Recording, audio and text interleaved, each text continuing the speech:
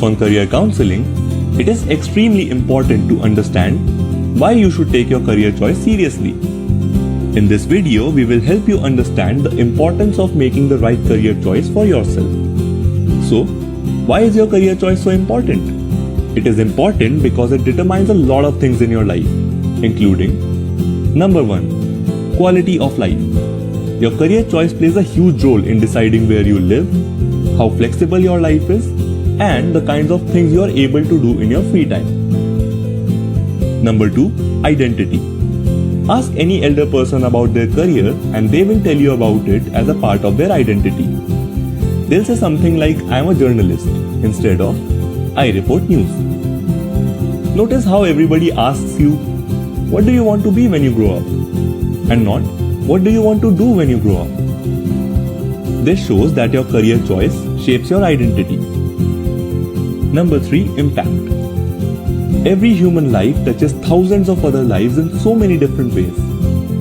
If you select any 60-year-old person who is about to retire, take a time machine, find him as an infant, throw that infant into trash, and then come back to the present day, you'll find that a countless number of things around you have changed.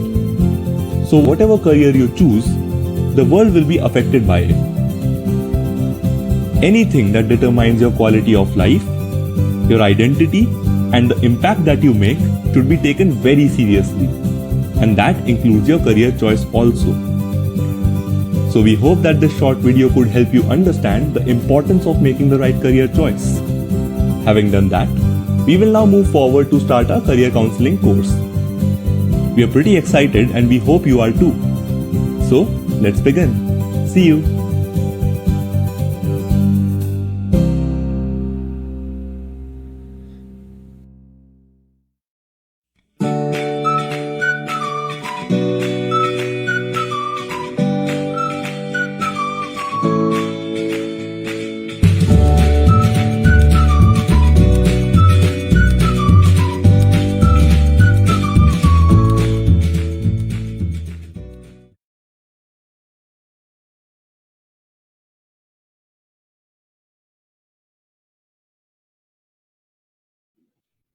Good evening, everyone. सबको स्वागत है. Welcome to this very special and very happy episode 99 and day 99 of Pro Bono's live podcast. Firstly, all the audience members, welcome. Thank you for tuning in and thank you for all the love and support through these last 99 days. And firstly, I want to welcome Aditya and Mr. Sen. Thank you so much for coming and Vinayak for streaming. और आज के जो हमारे guest थे, returning for second time. Firstly, I want to welcome Rupinder ma'am. Ma'am, thank you so much for coming back. And we have with us Sana Hazari as well. Thank you so much for coming. And as you guys may remember, Rupinder ma'am is the director of She Codes and Sana Hazari is the founder of the Social Corporate. So both of you, thank you so much for coming and welcome back.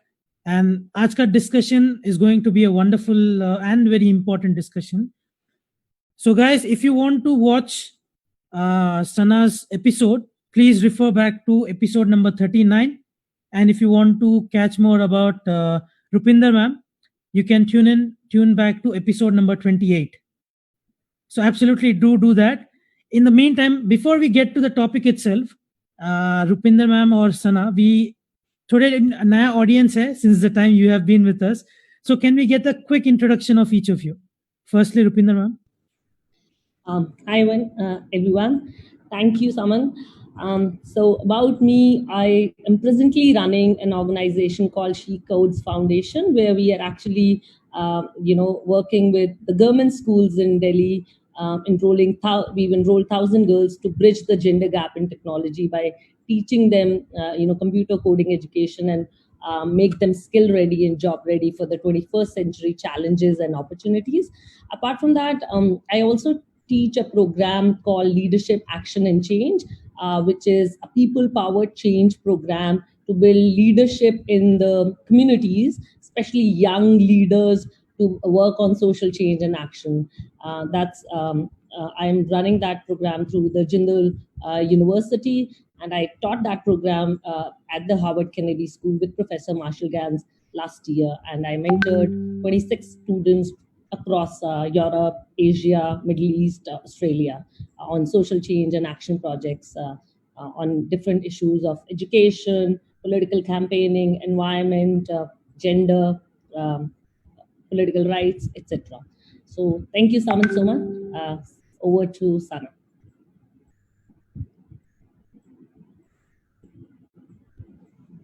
Thank you.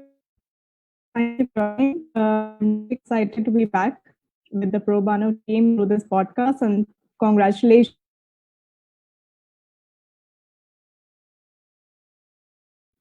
Well, I think Sana is the latest victim of the network problem. So, yeah, I think we'll wait just a minute for Sana to come back. In the meantime, so as I said, guys, Rupinder ma'am ka episode, which is episode 28, wonderful discussion that day. And I do recommend you go back and watch that one, or Sana's episode 39. So do watch that. So I think Sana is going to be here in a minute. In the meantime, मैं आपको topic बता देता हूँ. Am I audible? Yeah, there we go. Yes, Sana, we can hear you. All right, perfect. So once again, thank you everyone for joining in.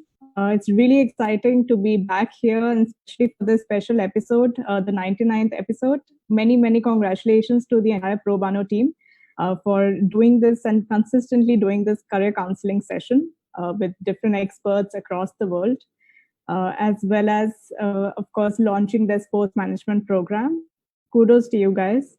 So just to give a very quick background about myself, I'm the founder of the Social Corporate, which is a group of 3 impact companies. One of them a non-profit organization. The Social Corporate as an organization connects non-profits or social enterprises also across the world with volunteers and specialized individuals who want to help them in any way they can through flexible opportunities. Besides this, I run 2 impact consulting companies in India, where we aim to drive social enterprises towards sustainability through digital strategy. Fantastic. Thank you so much, Sana, and welcome back to both of you again. Keep saying that. But जो कि आज का topic है, as I said, a very a beautiful topic as well as a very important topic, which is diversity and inclusion at the workplace. And it's not just about when you talk about diversity, it's not just about the gender diversity. It also comes to the different levels of the society, and it's not about getting women into the particular office, or even it goes the other way, getting men into certain fields where they don't usually take up, such as teaching or nurses and so on, and goes the other way as well. Civil engineer, there are not enough men, or stem cell research and so on, or even at least getting people to the schools because of whatever social, economic and other classes and strata, whatever we have. Now, we are not trying to solve everything in 1 hour discussion, but what we can do is bring out those topics and try to figure out exactly what we can do in the limited capacity that we do have for the few people that we can help. So firstly, Aditya, if you can give us a context to today's topic, and then we can kick off. Over to you. Thank you so much, Samant. Really glad to have Rupinder ma'am and Sana with us today. Thank you so much for agreeing to come. I think it's a very special 99th in that sense. So today's topic, how I set it, and again, it's like a topic also which you can agree or disagree with. Please let me know your views, which is diversity and inclusion in different career options at the workplace.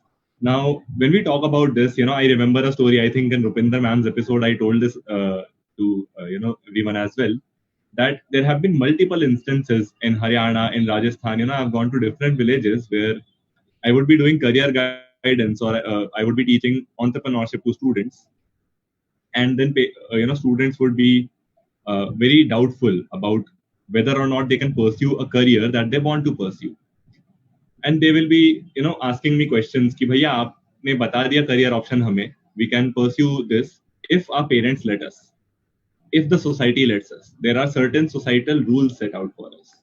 We have to marry by this time. So I always used to think, can I change that in some way or the other? Now you might be thinking if I have got the answer or not. The answer is I'm still figuring out. So I'm not sure what the answer is. That is one thing I would like to state outright.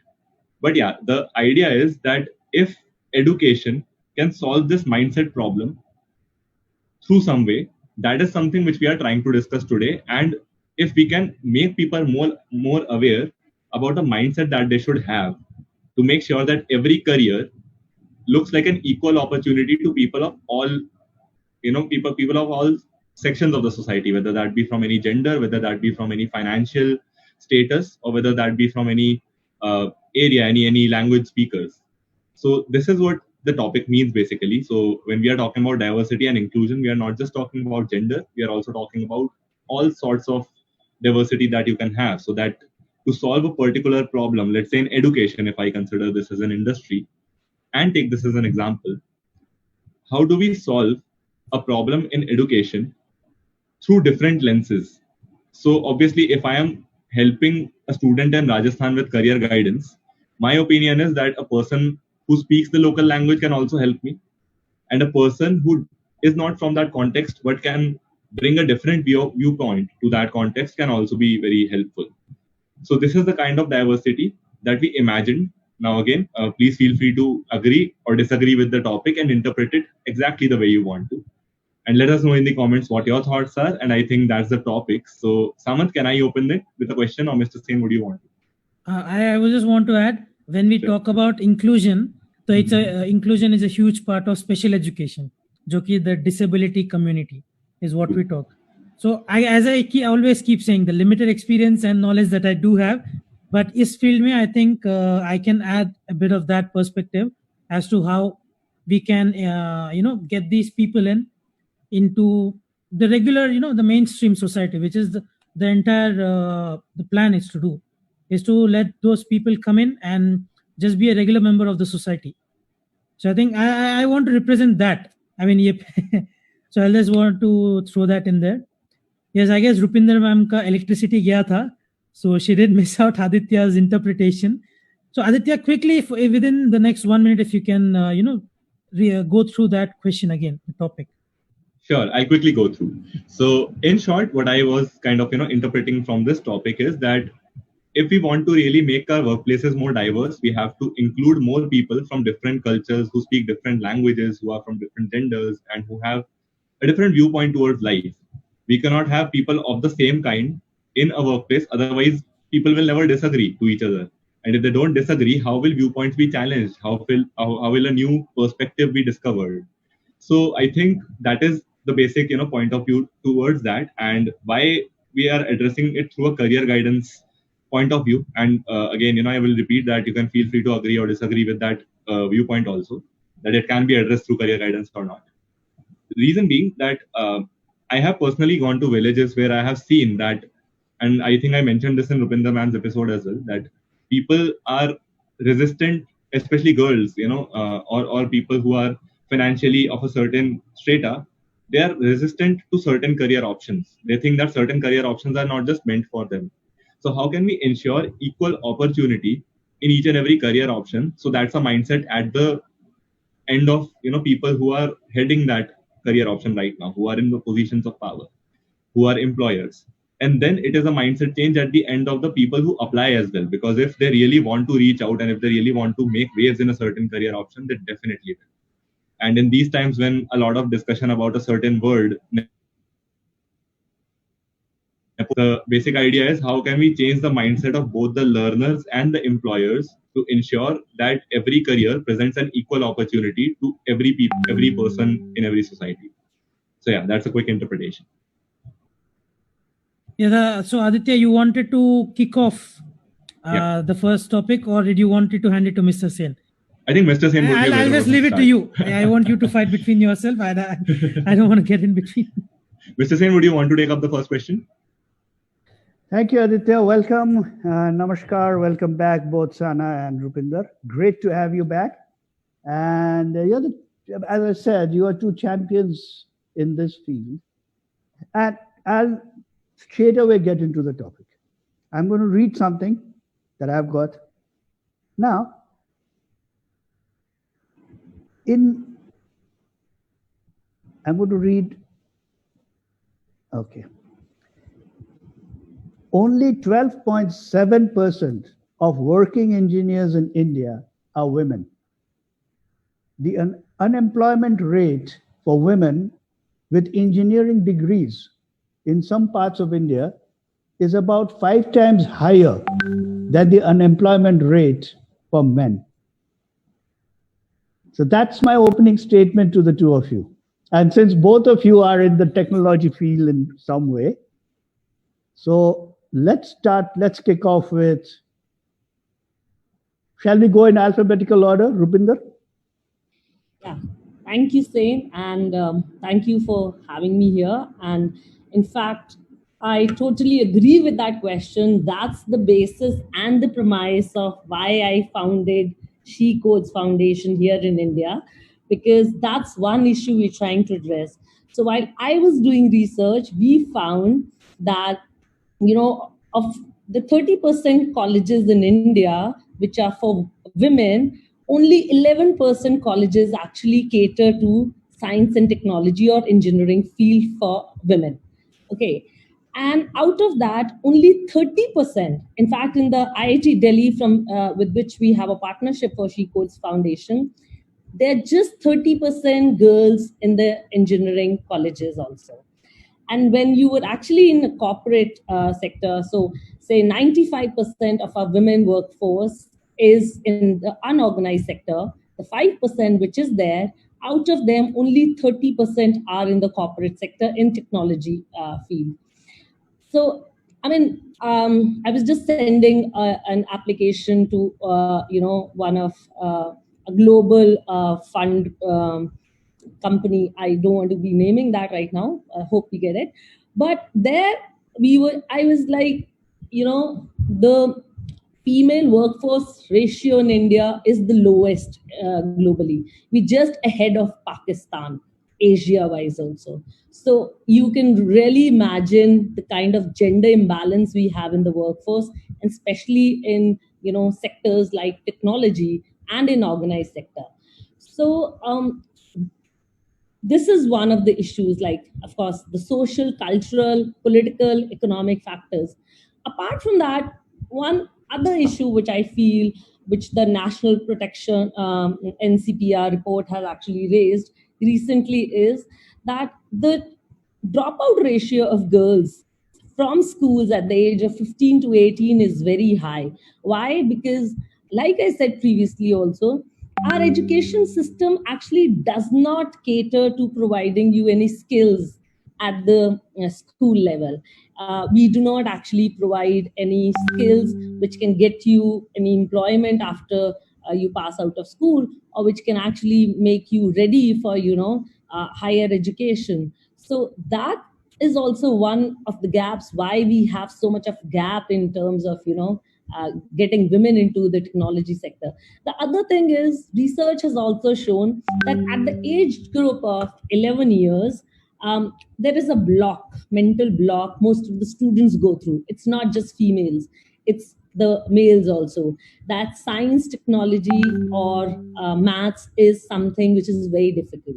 So what needs to be done is, I will of course go to the solutions later, is we need to be catering to that mental block at the right time, at the right age. So these are some of the issues which are actually, which let you make that statement saying that this is the gap. And I think some of us are challenging ourselves to work on those lines. Yes. And Sana, you want to add something very quickly before I get into the next question, again with a small statistics, if I may?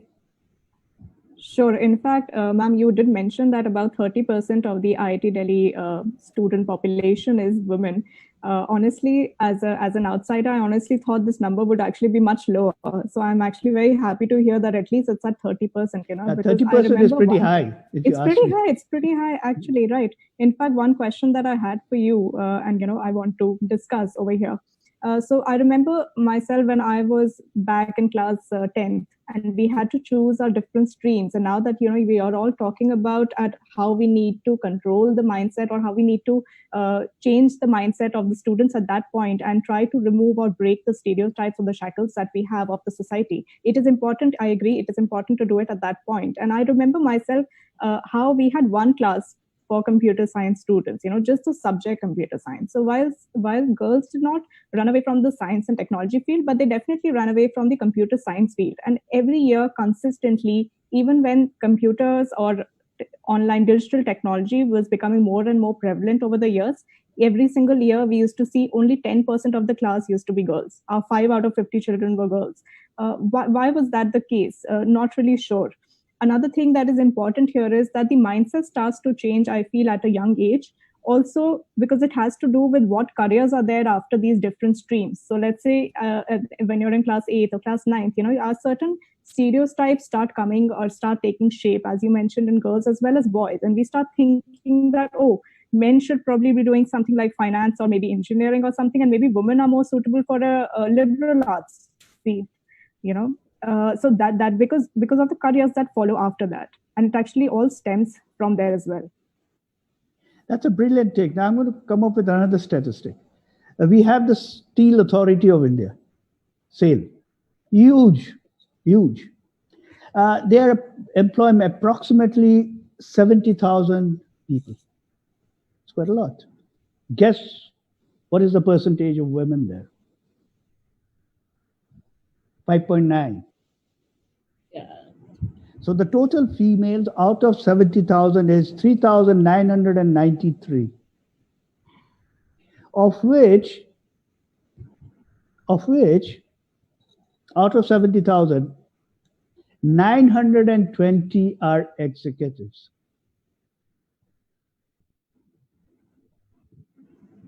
And SAIL is supposed to be equal opportunity. I suppose so. Another piece of statistics, Microsoft worldwide. Female employees over there constitute a handsome number of 14%, 1-4. And that's why Satya Nadella came up with a vision of diversity and inclusiveness, and is working hard on that. And so we seem to have a trend that's around the world, and Microsoft is leading in the world, and SAIL in India. I just picked up 2 of the numbers. And these are not engineering, these are all across. And I came from, and I worked in a country for 20 years, an Arab world, where 60% of the population who work are women. 60. In some organizations, it's my last assignment, there were 70% women colleagues of mine. So what's happening, guys? We are the champions.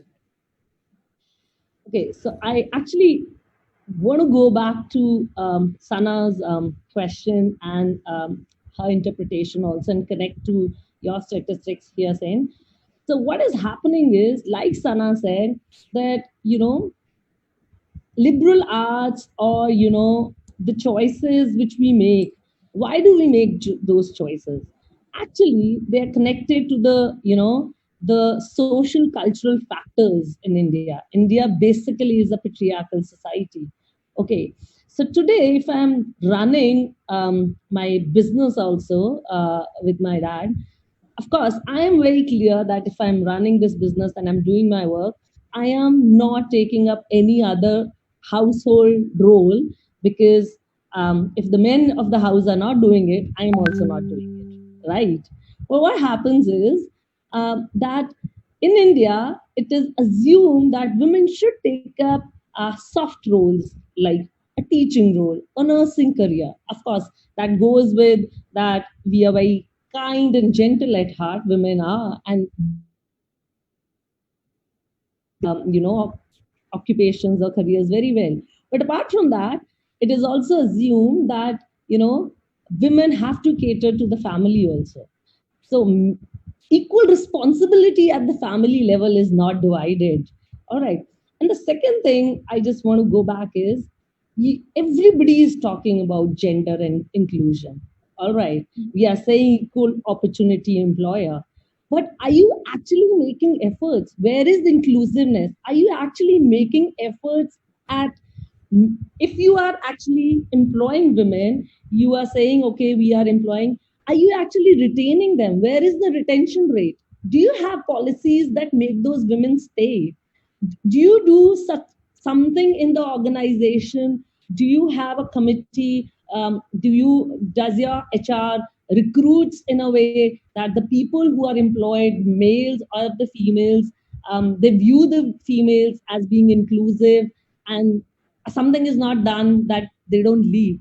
Yeah, mean, I think what you're trying to say is, do the male view the female as equal? Exactly. And then are the policies made? Are the opportunities, equal opportunities given to women also? I mean, still we are fighting for equal pay for equal work, right? So, when you're talking about diversity and inclusion, you have to count all of those things. Then only the statistics will match that, I mean, that's my take. Sana will add more, I think. So absolutely, I completely agree with your point, and I would like to also share my personal experience also here.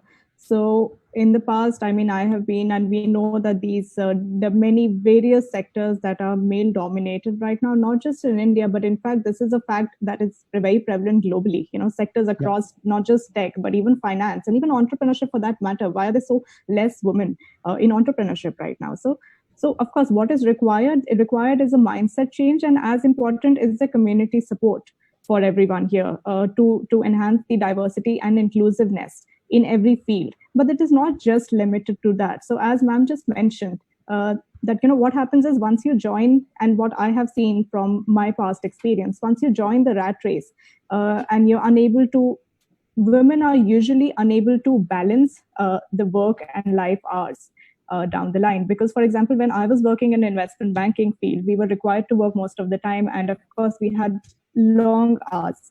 But this is something that one cannot really continue, and it's not exactly a very consistent phase of life that can be taken up perhaps down the line. I mean, when you're approaching your maybe mid-20s, late 20s, you're expected to commit a little more time, more and more time, increasingly more time, as in when you get married, you have a family, you start a family, have children, and you have to cater to their needs as well. So this change will actually, it all stems from how we perceive how our life is going to be down the line. This is when I have actually personally seen this at play. When I started working, there'll be many, many more women at the junior level in any given company. There might actually be as big as a 50%, 50-50 ratio between the male and the female. But as and when the roles get a little more senior, you will see the women start to disappearing from that particular workforce, from that particular team. Why is that?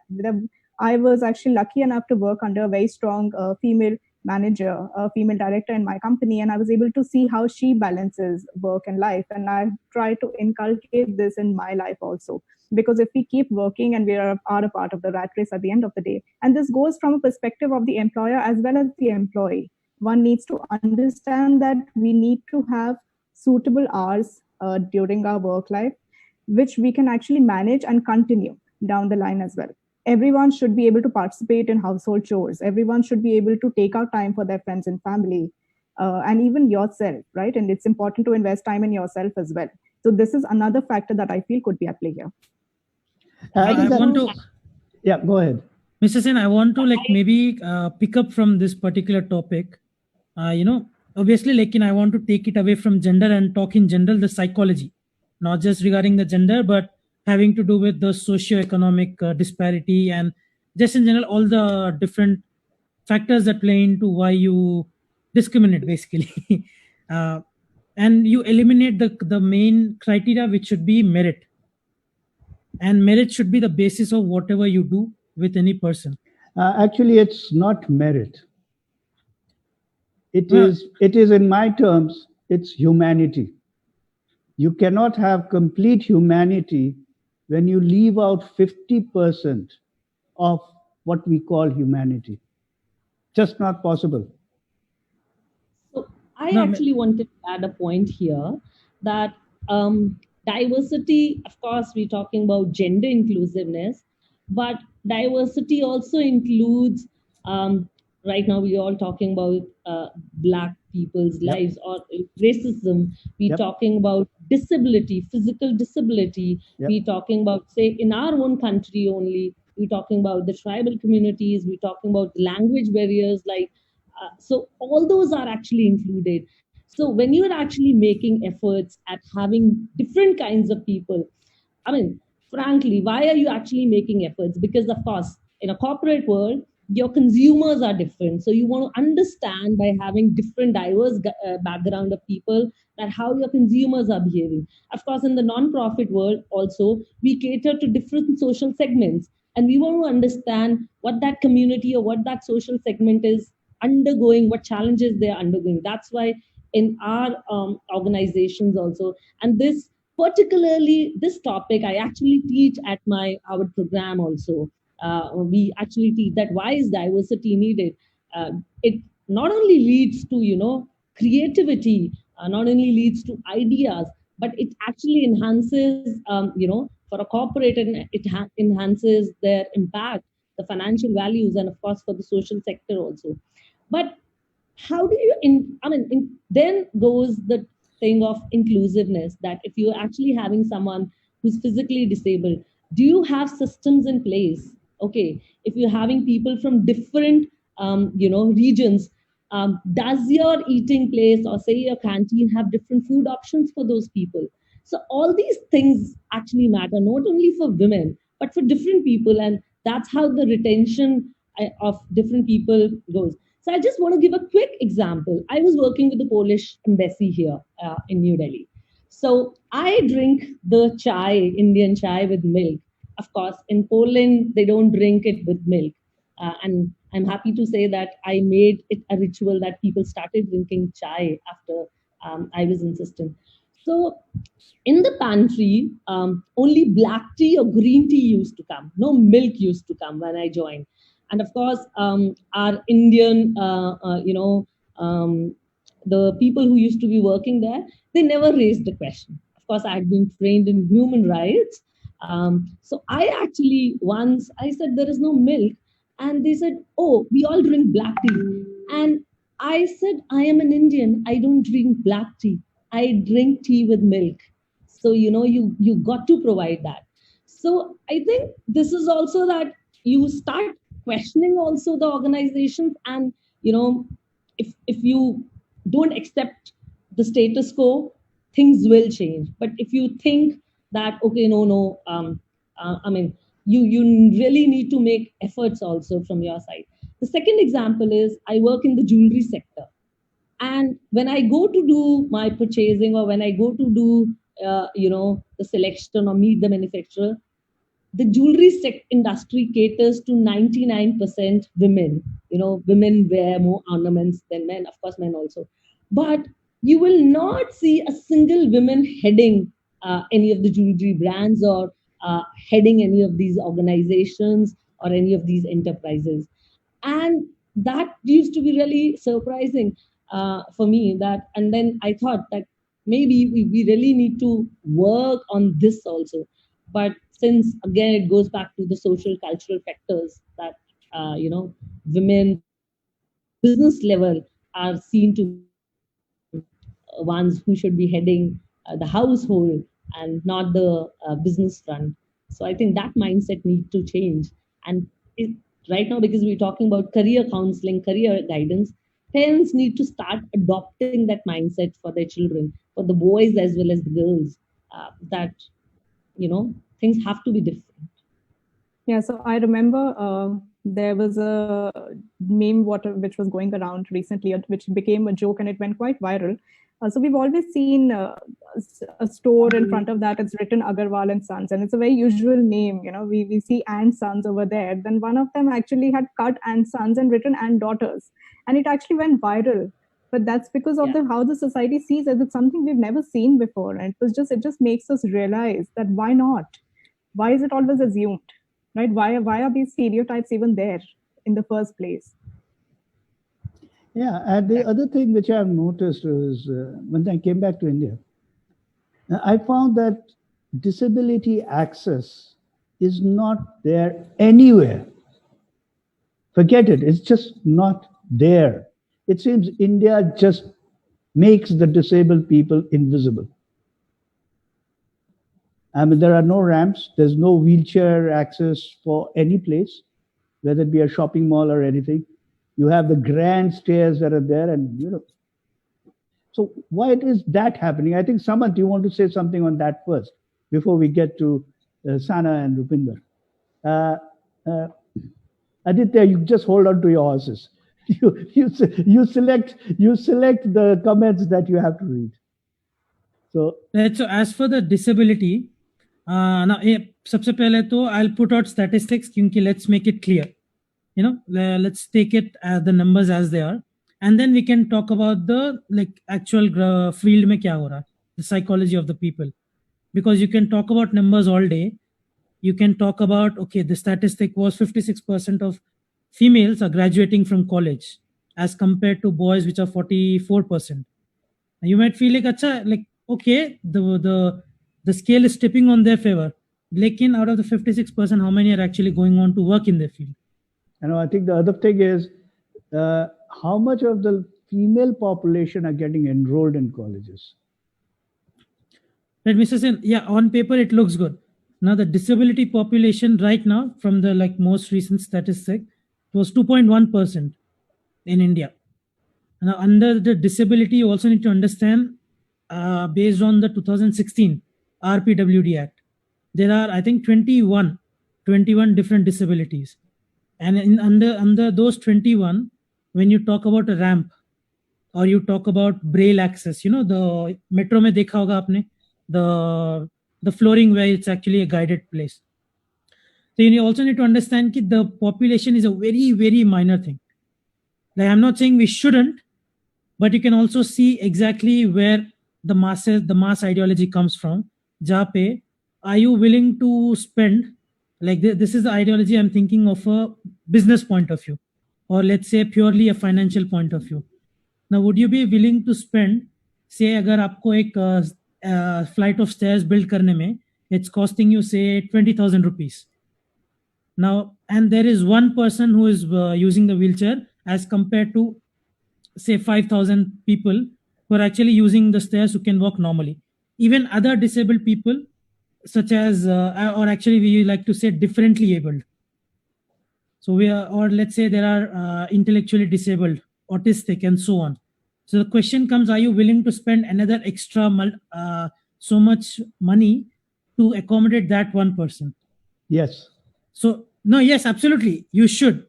That's the moral thing to do. Because my parents, after they reach 80, 85, they need a wheelchair. They were born and they lived their lives perfectly able.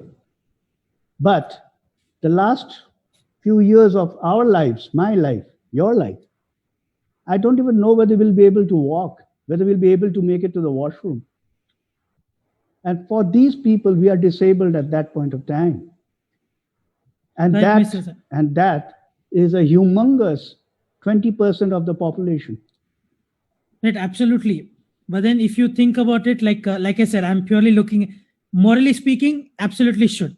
Include everybody, make provisions. Paise ki kami nahi hai, everybody knows that. But then it's being diluted down. When we get to the field, it's being diluted down. If we get into that topic, that's a whole another rabbit hole that let's not get into. No, it isn't. All over the world, everywhere you go, the doors are disabled. I mean, it's provision for disabled. Lifts are. You have ramps everywhere that I've been around in the world. I've been to many countries, and and they are accepted as an equal. Right. I think it goes back to the awareness, which was even back to, I think this was 1970s or 80s. If anyone remembers the movie Rain Man with Tom Cruise and Dustin Hoffman. It was about Dustin Hoffman is the elder brother of Tom Cruise. Spoiler. So, but then he's autistic. And even my name is Khan, here, Asperger's. So the thing is, wahan pe even as recently as 1980s, even in America, which we consider, it's completely accessible for everyone. The United States of America gave the vote to women only in 1971. Now, Mr. Sen, autistic. He gave it in disability. 1947. Now, Mr. Sen, I'm talking about the awareness of disability. Okay. So even in 1980s, it wasn't there. So through a movie or through pop culture, it starts to, when you grow awareness, the people start to accept it as a normal part of their life. Now, India, mein the population. So sorry, ma'am. I'll just 10 seconds. The population is so high and the reach is so low for these things, which we don't consider an integral part or a necessity for our life to know about these things. Ki khana mil raha hai, poverty, these are the important topics. But all these, gender rights, ya fir the inclusion of the tribal people or disability access, these aren't what we consider a necessity. We see it as, bhai pehle khana to khila do, fir ye dekhte hain. So that's the mindset, and it just comes with awareness and it comes with time. Overnight to nahi ho sakta. Yes, ma'am, Rupinder ma'am. So sorry. Yeah. So Samant, I just recalled one incident, but before that, since you made this last point, what is happening now is, since Sain told us that Microsoft is making efforts at having gender and inclusiveness as part of their, organization scheme that they want. So what is happening is, now you are actually employing a lot of people at not only at the junior level, but at the mid, managerial level and at the senior level, where you actually given instructions to the HR, or you have people under the CEO, where you making sure that there is diversity, but not only diversity, there is inclusiveness also. And to make sure there is inclusiveness, people are actually hiring people who can train your staff how to be inclusive. They, you're going to have lot of psychologists who are going to actually tell you that these are the do's and these are the don'ts in terms of having inclusiveness. Then there are going to be events, like people are now going to be hiring a lot of event managers, because we're talking about career counseling. So I just want to show light on what are the options when we are talking about diversity inclusion, that parents should see their children are actually going to have when this is going to be there in India. Because now after COVID, we are going, technology is taking up, and a lot of, companies we are going to see are moving to India. So this is actually going to become a norm, Samant, and we should be preparing ourselves. We should be preparing our kids also. And apart from that, we should be preparing our mindset also. So I just want to give a quick example here. So since I used to run the family business, and my father always has, he trained me not less than his sons. So there used to be always this thing in the family, like he used to say that he's going to divide the property equally between the sons and the daughters. Sana just raised that question, Agarwal and daughters, that's how I recall. So, that goes to show that, the parents need to change the mindset. That has to start right from the family, when you're giving equal value to both the children. When you start giving equal value to your daughters, that's how it's going to start from the family. That's how it's going to move to the society. And that's how it's going to move to the country level as well. So I think we all need to start doing our little bit, and then talking about the statistics, the society and the nation building. I am really proud of my father. In spite of being from a place like Rudrapur, the kind of vision, or the attitude he had, I really saluted. And never in life he told me that you can't do this. He would tell me, okay, you can do this. He would never tell my brother, okay, that you will do this. I remember when I used to be studying in Chandigarh in Punjab University during my college, 1997, I just passed out from school from Missouri. And then he used to tell me, take the train at midnight from Ambala, come to Rampur and I'll pick you up. Of course, my chacha's driver and car used to, drop me at the Ambala station. And I used to say, my train is going to come after 1 hour. He's just like, come on, you have a first class ticket, you wait in the waiting room, and then you board the train and come. That's the kind of confidence I think he gave me.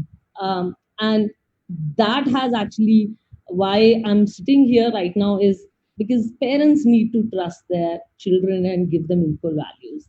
And I think that's what I really want to tell parents, that if you start inculcating such values from the families, that's how we are actually going to build inclusiveness in the society at the professional level.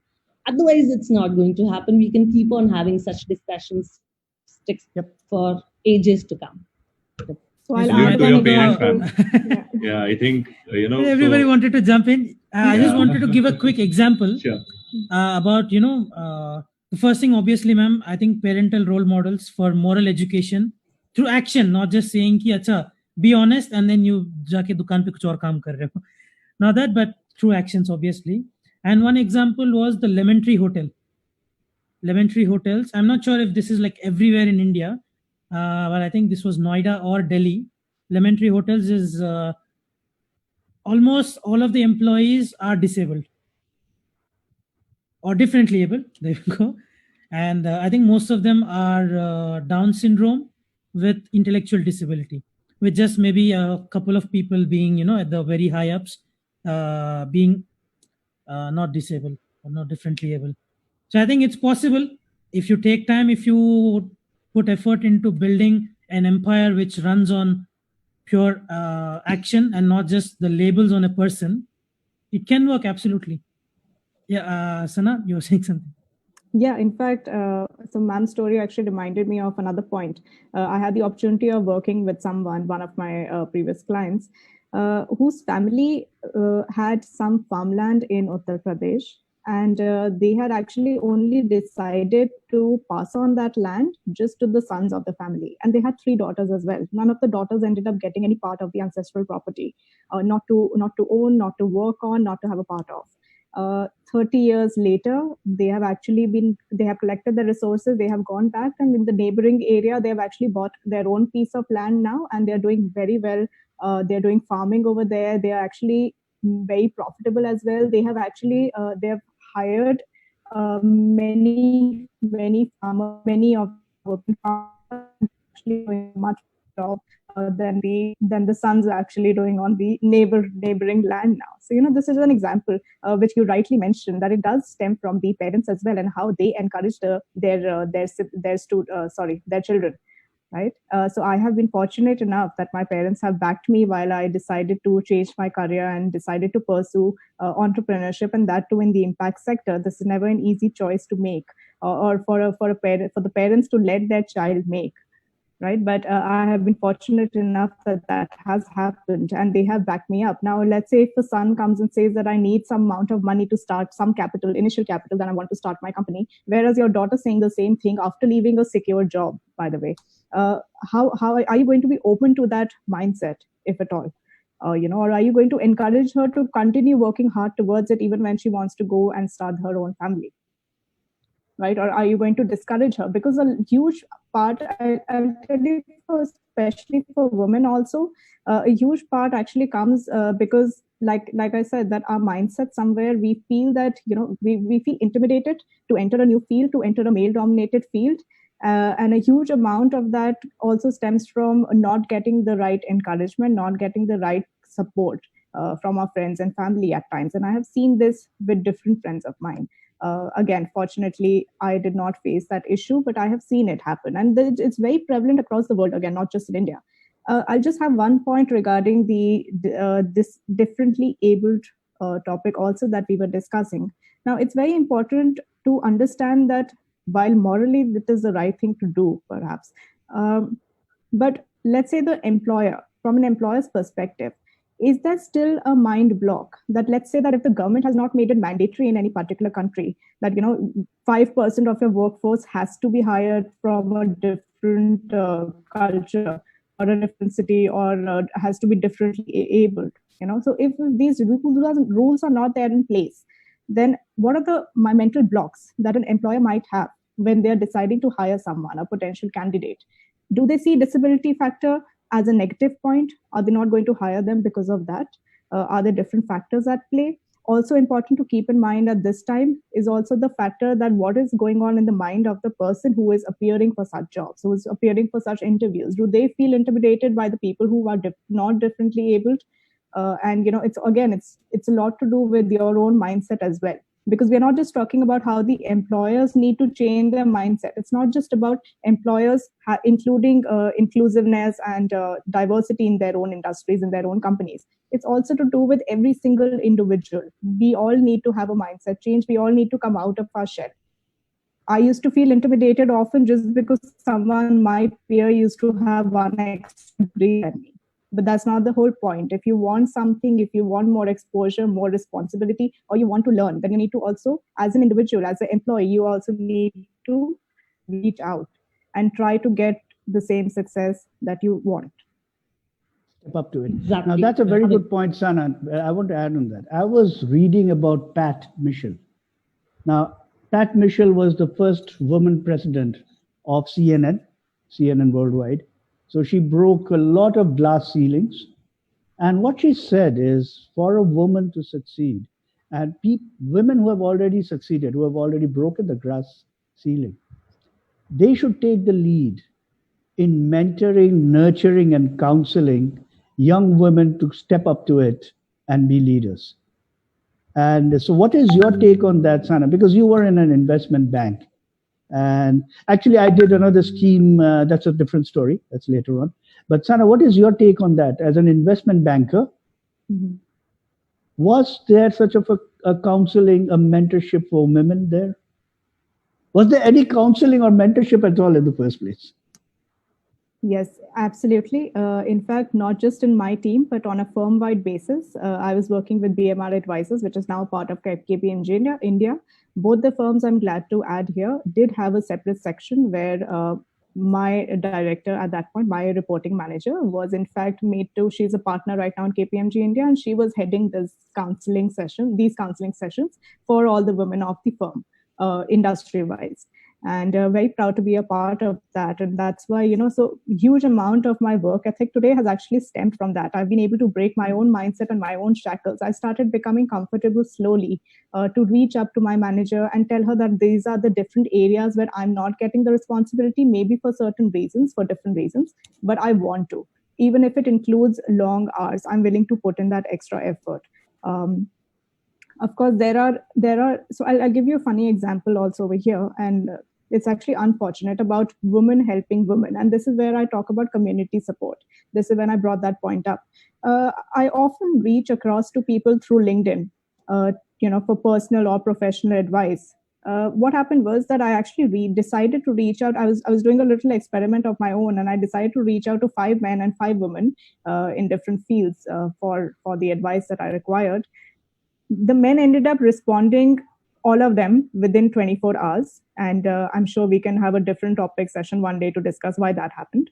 But at the same time, not a single woman actually responded to me. Well, one did, but that happened after like a week. And the reason for that was I would have liked to believe that the woman probably did not my message, but that wasn't the fact. Why is it? Why is it that women do not want to encourage other women or want to help other women to bring them up to the same status at where they are?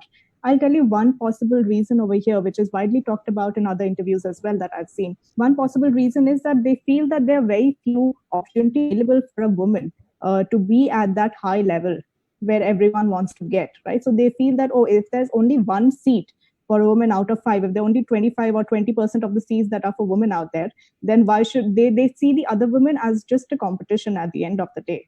And they don't feel comfortable helping others, or they don't want to help others. Similarly, I'll give you another example. I made one of my friends do the exact same experiment, and he got the exact opposite response.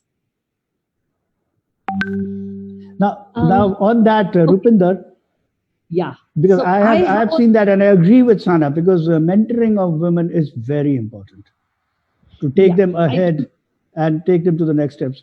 Now, what Sana said, can you respond to that?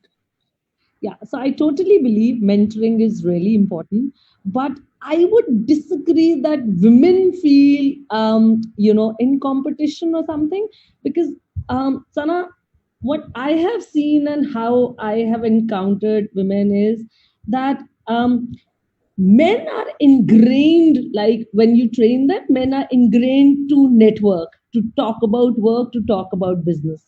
Women are not ingrained. So I have actually started using this example myself.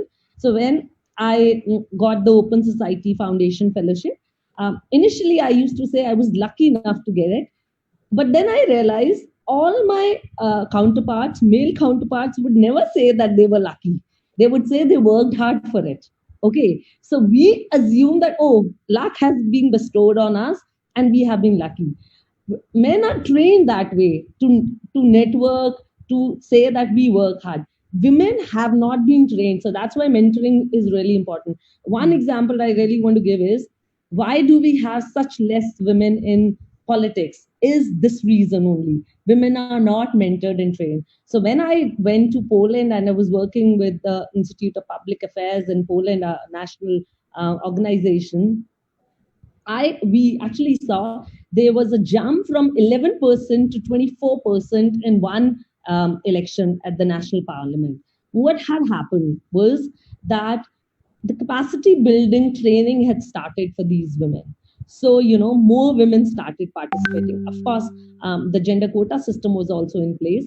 So there used to be a full 1 year training. So similarly, when I came back to India, when I started working here in Uttarakhand, the first thing I started was I started capacity building training for elected women representatives at the grassroots level.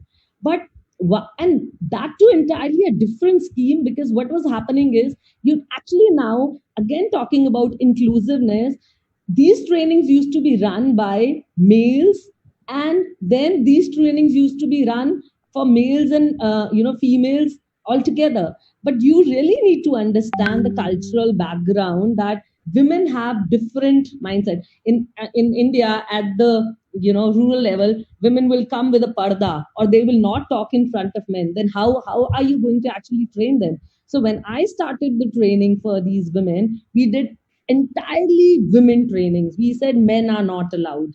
So that is how you need to be addressing these issues. If you really want to make difference, you really need to take a different approach. You can't be using the same approach to address such questions. And that's why I'm really proud to say that, when we actually did that final training with the local administration, we called 55 women and 45 of them turned out for that training. The administration themselves was surprised. They said, oh, wow. Well, like I shared this in last episode also, that I had gone to call up the chairman of the panchayat committee, and he said, aap mahilaon ko bula rahe hain, ye aati nahi hai. I said, aap aiye to sahi. And when these 45 women came, and he was on that end, he said, अरे आपने इतनी महिलाएं बुला ली? I said, आप बुलाते नहीं है, हमने बुलाया, ये आई हैं. So this is how you really need to shift.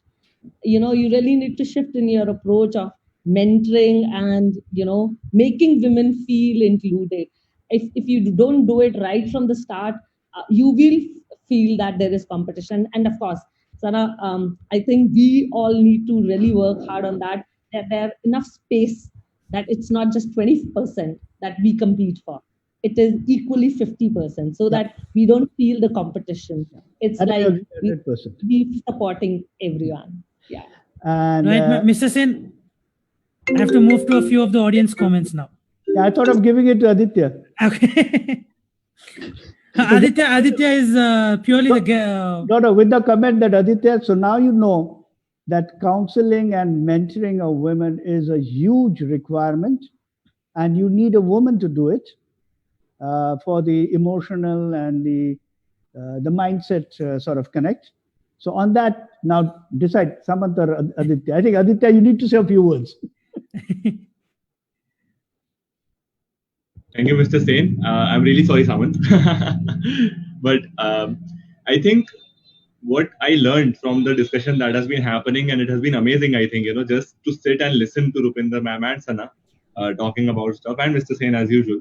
I think what I learned is there are 2-3 things which, as Mr. Sen said, I could really see a tinge of positivity inside me coming up. And there are a few things. So firstly, what Rupinder ma'am said about parenting is very important. So when we think about educational stakeholders. Who are they? They are parents, students, the teachers, and obviously the village or the city that you grow up in, because there's an African proverb, and I genuinely believe in that, because just learning does not happen within the four walls of a classroom. So it takes a whole village to raise a child. Now the whole village or a whole city, or the mohalla or the gully that you're growing up in, needs to inculcate that mindset on an individual level. So the way Rupinder ma'am's father or her parents supported her, I think that support is very much needed. And that's why she has these values which she can pass on to so many people now. She loves code. She is providing some amazing fellowships to women, and as she has been making so much change, I think these values are ingrained in her by her parents. So a big salute to every parent who has made that effort and made that genuine kind of outreach to help pass this knowledge to everyone else also, and to their obviously their daughters and sons. So that is one. And the second thing is, which I could see, is mentoring. So how it is so important. Sana and Rupinder ma'am both mentioned how female centric mentoring is very important, and how it can change a mindset of a female who can, and they say there's a saying that if you teach a woman, you teach an entire family. So she can actually pass it on to her next generation. Things can gradually improve. So when I go to a village next time, and I'm genuinely speaking this is not just because the discussion is towards its end and I have to kind of think about a conclusion. This is genuinely speaking because that pressure might be there. But yeah, otherwise also, now I think I'm closer to a solution, because last time I talked about this with Rupinder ma'am, and since we could not address this at length, we were more kind of towards her journey we were discussing. So today, since we could address this at length, I could understand that, as Mr. Sen said, one, obviously, inclusion is very much needed. Even in our, organization, we have female counselors, but obviously the skew is still a bit more towards male, and that's why you can see that there are 3 male hosts we have. But certainly, in the future, whenever we go to a village, I'll make sure that we take as many female counselors with us as male, and hopefully the number sometimes might even skew towards the female counselors. That will definitely bring a change, because they can understand the situation. Second, it's a gradual process, but a mindset can change if gradual and continuous educational efforts are made. And obviously, career guidance as a stakeholder also needs a lot of inclusion by parents, by the teachers, so that they can also participate in the process as much as possible, because there are many teachers and parents who will be watching this now or the recorded version. So anyone who's watching this, please talk about this at home with your children, if you're a child, with your parents, and start to develop a mindset where obviously not just gender, can be anything. It can be, as Samant very rightly mentioned, disabled people, how they also need a lot of inclusion, and there's a huge talent pool waiting out there to be whose skills can be leveraged if we are just growing more inclusive. One more thing which I would like to address, I think Samant raised a very valid question, that how does a businessman think about things? And I think he was very valid in thinking that, because most of the businessmen, if you ask them, that why don't you have ramps, or why don't you have certain provisions for the disabled, probably they'll give that answer. So I could understand that Samant is talking from their mindset. But according to me, and this can be just be my opinion, but as an entrepreneur, and the third thing which I really like is, a billionaire is someone who brings a smile to a billion faces, because generally we believe a person who earns $1 billion. And anyone who brings a smile to a billion faces, I think automatically becomes a very good entrepreneur and automatically earns a lot of money. So if we entrepreneurs, or we the businessmen, or people who can drive these changes, can take up more ownership and include more people in our hiring pipeline. So that's also mindset change needed at the hiring end, because if we are supplying a lot of talent, if we are including a lot of people into our educational system, people are very confident that they can seek whatever career options or whatever jobs they want. But if the industry is not accepting them, then it is a problem. So if we, the people who can make this change, can gradually start adopting this mindset and fix the hiring pipeline through that mindset only, I think it will bring a lot of trust in the future for the audience that we are catering to. We might have a toothpaste company, but even the person buying that toothpaste will know, as Samant said, why does he know about Lemon Tree? Because obviously it must be a great hotel, but then he also knows about it, because he can restore a certain amount of trust in the goodness of the people who are working at Lemon Tree, because they're more inclusive by nature. So I think small acts of goodness like this, or small acts of just fulfilling our responsibility, can make us better entrepreneurs, better decision makers. So yeah, this is my understanding of things. So I am walking walking away from this podcast a much more enlightened person. That's just me. People in the comments, let us know. Over to Sam. Brilliant. That's a Right. brilliant. And talking about जो Rupinder ma'am ने बताया था, the importance of counseling and mentorship and the role model. So when Aditya said an African proverb, मुझे एक और याद आया था, and the proverb goes, a child who is not embraced by the village will burn it down to feel its warmth. I think role models and counseling and being there for the child is very important. Now, firstly, I want to read out a few comments. Now, of course, I want to start good evening. Good to have everyone back for today. Anita ji ka ek lamba comment hai. So, what we can do is that don't put our children in a particular box and tell this is your world. Explore what you find interesting and well-being of others also. Because we are what we listen from our parents and society. Most of the time, we are what we make in mind. Most of the time, we are what we make in mind, truth, even lies of others. And why should women work in office and home? We should tell our boys that managing home and children is also your duty. And Nimesh Sharma says, Mr. Sen, nice point about old people facing disabilities, like going back to the ramp and the accessibility. Nobody thought about this. I guess after a certain age, you start to maybe eliminate ki old age home mein raho, ghar pe raho. You can order all the services home. No, that is the problem with our society. Right.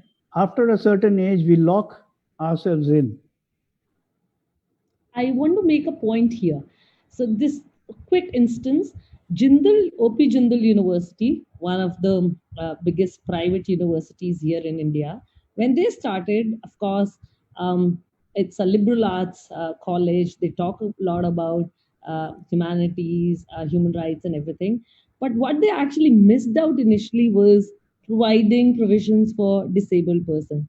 This actually happened when, one of the senior members of the board of the university, the education head, his mother was there in the campus, and she was in a wheelchair, and she had to be, taken to her room and bring to the district corridors.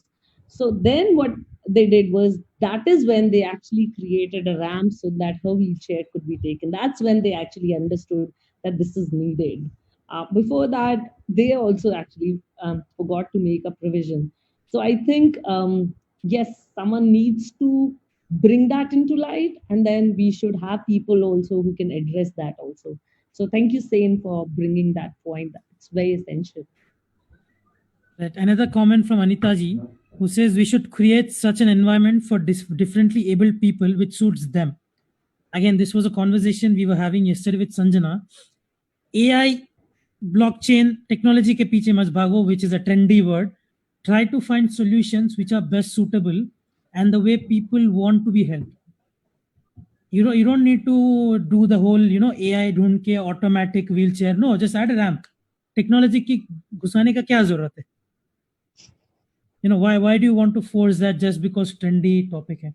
And one last question I want to touch upon, because क्योंकि provision की बात हो रही थी. I think provision, it's important to, जहाँ पे prejudice है, where the mindset is such that even if the merit and the qualification of a person for whatever job, that they qualify, but the reason because of whatever caste or gender or, the color, even color is a huge factor, and sometimes language.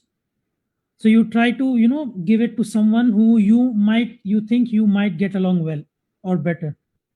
So what happens is, sometimes when we have these quotas, companies have these quotas to, like, say, female quotas or say disability quota, or say SC/ST quotas and whatnot. Yes, I think to a certain extent it definitely helps people get into the mainstream and understand what's exactly out there. On the other hand, companies sometimes only do this for virtue points. When I say virtue points, is like, oh yes, look at us, we are employing so much percentage of people. Now वहाँ पे counter productive ये हो जाता है, to fill the quota of say like 15 women or say 15% of women, 10% of disabled. You don't look at are they actually qualified, you just throw in a bunch of people who just fit in the label. Now what happens is, because they're underskilled and they're underqualified for that job, productivity also falls down, and then it creates a cycle and it becomes counterproductive where you think अरे भाई higher ही क्यों किया, virtue points PR तो मिल गया था लेकिन काम नहीं हो रहा. So they actually attach कि अरे every disabled person is incompetent, every female is incompetent. So it becomes a vicious cycle. So what's your take on that? Firstly, Sana, if you can. You're muted, by the way. Sure. So that's a very interesting point you actually brought up. So I would like to point out one thing over here. What I am doing as an employer now versus an employee. What I'm doing as an employer now to bring inclusiveness in our company at the moment. So I try to maintain a flat structure in my company. Which doesn't just, of course, you can't put everyone at the same hierarchy level. There has to be some hierarchy. There'll be certain different layers. But what essentially means about equal opportunity to me is to give everyone equal amount of responsibility. Not only the junior members should be doing all the grind work at the end of the day, everyone should be, and it shouldn't be that the one particular person or the junior person is doing one type of work and then the senior person is just doing the what we call the good work, right? So I try to ensure that the work is divided in a way so that everyone is able to see the entire task end to end. That is a thing that I feel should come about from an employer's perspective. And this is something that might be a little cumbersome initially.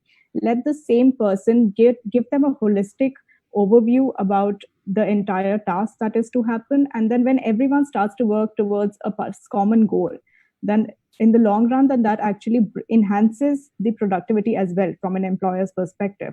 And like we're talking about the productivity over here and the efficiency, right? And how the overall revenue and the profitability of a company is going to increase when your employees are able to see a holistic picture of what this task entails, and when they're actually able to see sitting in their chair that what impact are they actually creating by doing the task that is given to them. Let them do the ideation, let them create the strategy, let them bring their viewpoints onto the table, right? So I always say one thing, and let them see through it, let them execute, and let them analyze and make changes accordingly. So give them a complete end-to-end responsibility, and you will see everyone's confidence also gets boosted up.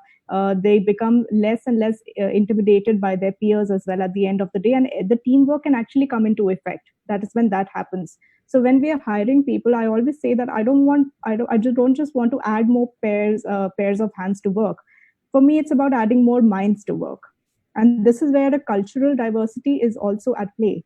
Because for example, we have a person who's working from Delhi. Some of our partners are working for different function expertise. One is from Jaipur, one is from Calcutta, one is even from Karachi. And right now we are speaking to a team in Afghanistan right now. So what happens when we are talking to a culturally diverse people from culturally diverse backgrounds? They bring their own rich experience to the table. They bring their own rich viewpoints to the table, which actually ends up changing your entire perspective of looking at a certain problem statement. Yeah. So add to that, I totally agree what Sana is saying. It's actually, Samant, I would say that people thinking that hire hi kyun kiya, productivity nahi hai. It's the leadership which is failing actually, and not the people. So the leader has to make sure, like Sana said, that when you're hiring those people, you're actually giving them opportunities to be inclusive. You're giving them equal responsibilities. Like I said, a leader needs to be, compassionate. A leader needs to be empathetic to have these different, socially diverse people be in your team, explore the creativity, explore the ideas. And then you need to make policies also at your organizational level, training policies, policies of retention, policies of addressing cultural issues, so that you can actually retain those people. So, like I said initially, one important module I teach at the end of my program, the Leadership Action and Change, is how to address the issues of diversity and inclusion. That not only give responsibilities, but how do you delegate responsibility? How do you make them accountable? So, how do you have those systems in place? You need to set up norms. You need to have a culture of the organization, which everyone should follow. So I think it's not the people who are failing. If an organization is not able to be, it's not able to retain people, or it's not showing to be diverse, the leadership is failing. Say, for example, the Sexual Harassment Act, it says that you need to have a committee which can address into it. But if women are leaving the organization because they feel threatened, instances of this are going on, it means that the leadership is not actually making efforts to have a committee which can look into it. Similarly goes when maybe we'll have more provisions for people of different differently able people also, if we have something like that. So I totally say that the onus is on the leadership only, and we as employers have to make sure that we actually cater to this, and that's how people will feel more confident. And I mean, my advice to the change makers, to organizational leaders, is that in order to see such change, we should be ready to do something like that. We should have that mindset, and that's how I think this is going to work. Yes, think and absolutely- leadership is something you cannot put into law. What? Leadership is something you cannot put into a law. Yeah. And I think the ownership should be like, the employer providing the necessary training as well, taking ownership for the people you're hiring. Goes both ways. Of course, Exactly. you can't be a 10th pass and expect to get a MTech job. At the same time, goes both ways. You can't hire a person and give them something that is way beyond the skill level. You need to give them the training for them. So absolutely, again, goes back to the counseling. You need to give proper counseling for them. So Sana and Rupinder ma'am, before we end, any final words from both of you? Firstly, Rupinder ma'am. Okay. Let Sana take the onus. I will take a moment to recollect.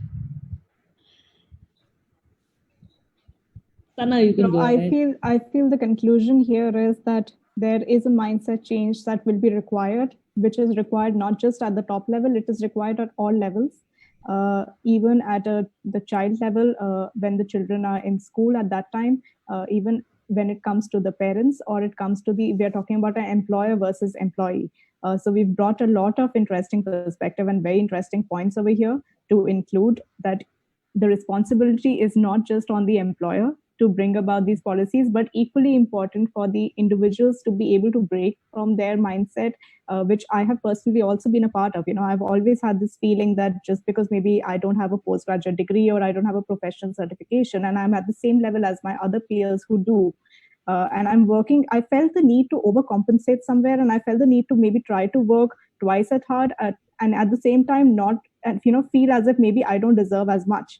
But somewhere we do need constant counseling and mentoring session and guidance. Now, I'll give another short example here. Whenever I have, so like ma'am rightly mentioned, why is it that the woman did not reply to me? Why is it that when I go to a networking session, why am I the only woman over there? I've been to so many entrepreneurship networking events, and I'm actually the only woman over there. And maybe I see only one more, and she's never interested in maybe talking for some reason, because again, There are very less female entrepreneurs actually overall in India. Very less female entrepreneurs, absolutely. And we can go a long way by community support as much as mentoring and guidance from other peers, male and female both in the industry.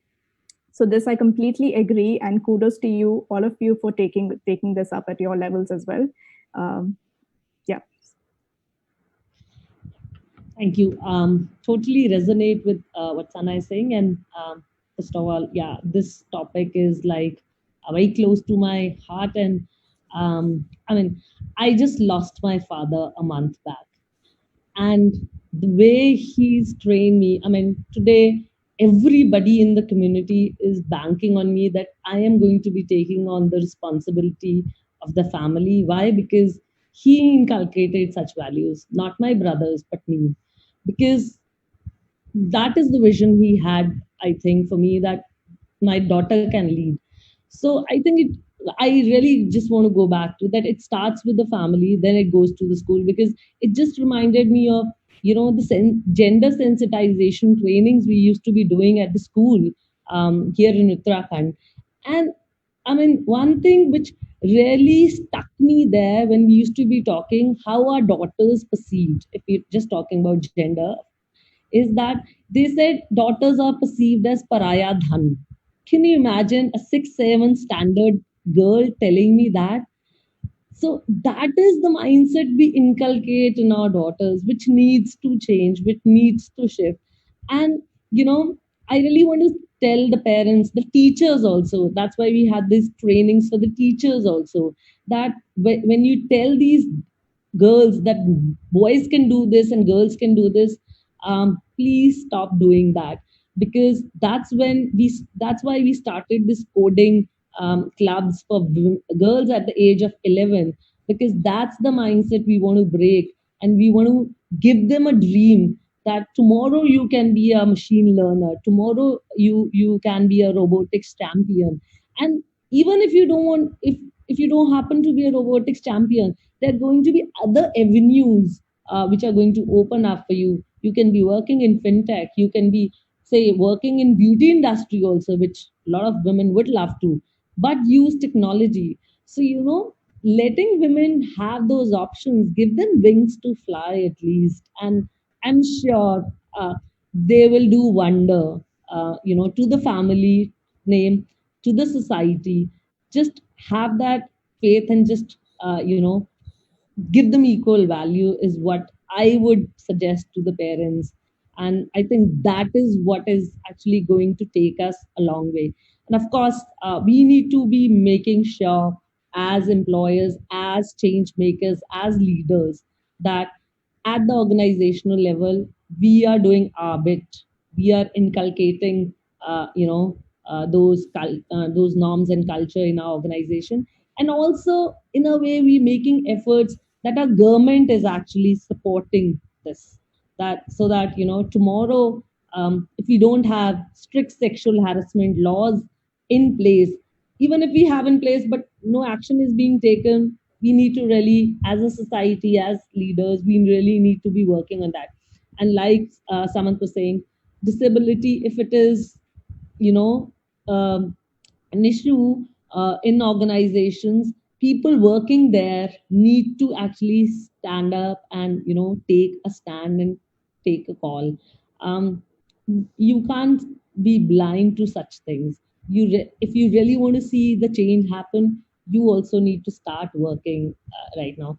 And I really want to tell everyone that just do your bit, and I think we all will be able to do so much for our nation. And the patriarchal setup, the social cultural norm which we keep blaming to, um, it's what we are creating actually. It's not created by anyone else. We really need to break those, and it's the onus is on the individual to do it. And thank you so much, Aditya, Samant, Sain, Sana, for this discussion. I mean, I totally believe in inclusiveness. I totally believe in gender equality, because I have been the biggest recipient of that, from my father. And I mean, this whole discussion, I give it to him, because this is the first time I actually resume my work today only. And so I mean, I really want to tell everyone that please start believing in your daughters, and they will change the world for you. Thank you. Thank you On so a much. last note, in the COVID times, there are 3 countries which have done exceptionally well: Exactly. New Zealand, Taiwan, Iceland. And no prizes for guessing. They're all led by women. Right. So it's equally important to, I feel, believe in yourself as well. And firstly, thank you so much. Oh, I almost hit my mic there. So sorry. Firstly, thank you, Rupinder ma'am, and my condolences and prayers to your family. Well, of course, एक जो Rupinder ma'am ने बोला कि the blind person is blind not by choice. He was born that way. But if you turn your back on injustice, you're blind by choice. So who's the real blind one there? And well, I don't think there's much to be said after that. But the podcast, I mean, whatever we do, as Aditya said, after we exit this particular meeting, we hope that everyone who's watched it, including us, is even a fraction bit a better person and a more learned person than we were before. And I want to end on this. I do not need to change the world. I need to change one life and just hope for a butterfly effect. Now, with that being said, first of all, to all the audience members, thank you for sticking with us for 90 minutes. And to Aditya and Mr. Sen for tuning, for being here today, and Vinayak for streaming. And most importantly, Sana and Rupinder ma'am, thank you so much for being part of this conversation. Thank you for coming back. And of course, we hope to see you in future podcasts as well. Should there be one? Suspense? Now, Thank guys, you so much. Yeah. Stay home, stay safe, wash your hands, like and follow our Facebook page and turn on post notifications to get notified when we do go live. Subscribe to our YouTube channel to catch our videos on entrepreneurship. And we'll see you tomorrow. Well, kal guest to nahi hona wala hai, but you know what's special tomorrow? Tomorrow is 100. So absolutely do not miss the celebration. And I think I have a very, very important and a very special thing we have planned for you. So absolutely do not miss that. We'll see you tomorrow at 6 p.m. Take care now. Bye-bye. See you.